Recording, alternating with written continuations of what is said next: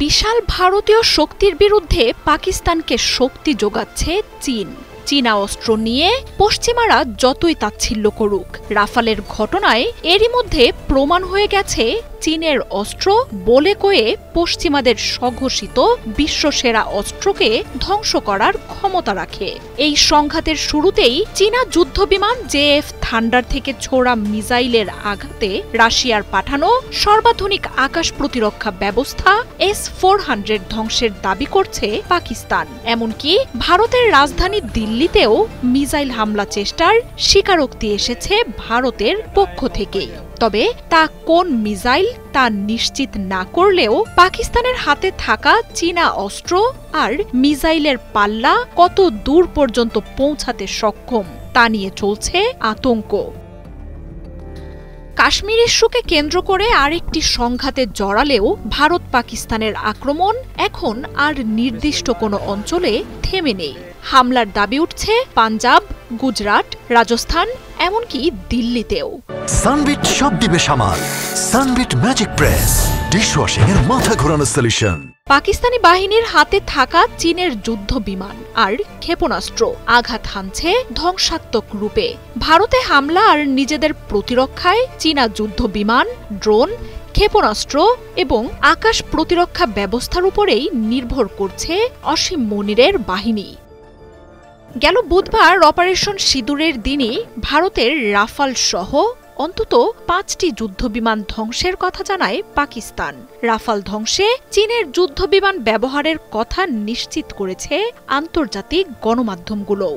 বৃহস্পতিবার রাতেই ভারতে হামলায়ও চীনের মূল অস্ত্র ছিল JF-17 থান্ডার এবং J-10C ভিগোরাস ড্রাগন। কমব্যাট লড়াইয়ে ভারতীয় বিমান বাহিনীর মেরুদণ্ড রাফালকে পরাজিত করে J-10C এরই মধ্যে আকাশে নিজের আধিপত্যের প্রমাণ দিয়েছে।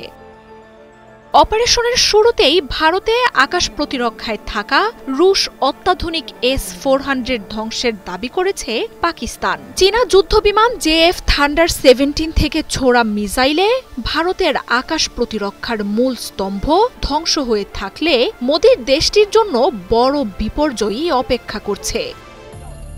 J-10C ও J-17 থেকে লক্ষ্যবস্তুকে ধ্বংসে ব্যবহার করা হচ্ছে চীনেরই দূরপাল্লার শক্তিশালী ক্ষেপণাস্ত্র PL-15। আকাশ থেকে আকাশে হামলা চালিয়ে ভারতের একের পর এক লক্ষ্যবস্তুতে আঘাত হানছে পাকিস্তান। সংঘাত শুরুর পরই পাকিস্তান ভারতের সামরিক বেসামরিক স্থাপনা জুড়ে চালাচ্ছে ড্রোন হামলা। সেখানেও তুরস্কের পাশাপাশি চীনের CH-4 রেইনবো, CIG উইংলু-2 এর মতো ড্রোন ব্যবহার করার কথা জানিয়েছে ভারত। পাকিস্তানের আকাশ প্রতিরক্ষায়ও রয়েছে চীনের MQ-9 ও HQ-16।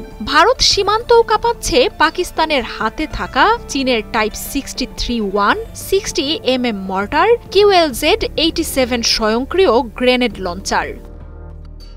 চীনের PL-15 এই প্রথমবার যুদ্ধের ময়দানে সরাসরি ব্যবহার হচ্ছে, আর তাতেই সব গুড়িয়ে নিজের অবিশ্বাস্য ক্ষমতা দেখাচ্ছে এই ক্ষেপণাস্ত্র। রাডার গাইডেড দূরপাল্লার আকাশ থেকে আকাশে হামলা চালাতে সক্ষম এই মিসাইল 200 কিলোমিটার দূরেও নির্ভুল হামলা চালাতে পারে। শত্রুবাহিনীর যুদ্ধ বিমান এই মিসাইলকে জমের মতোই ভয় পেতে শুরু করেছে। মার্জিয়া উপমা, 71।